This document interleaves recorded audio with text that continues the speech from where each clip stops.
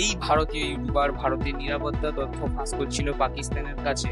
কি ভাবতে অবাক লাগছে, একজন ভারতীয় হয়ে কিভাবে পাকিস্তানের কাছে তথ্য ফাঁস করছিল।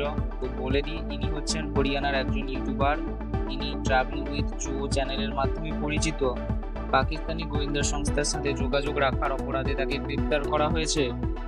তিনি 2023 সালে পাকিস্তান সফর করেন এবং সেখানকার গোয়েন্দা সংস্থার কর্মকর্তাদের সাথে সাক্ষাৎ করেন। এমনকি দিল্লিতে থাকা পাকিস্তানের হাই কমিশনের ইফতার পার্টিতে অংশগ্রহণ করেন।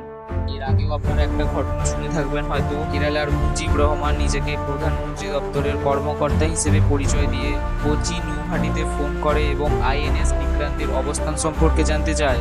তার এই আচরণ সন্দেহজনক হওয়ায় তাকে গ্রেপ্তার করা হয়েছিল।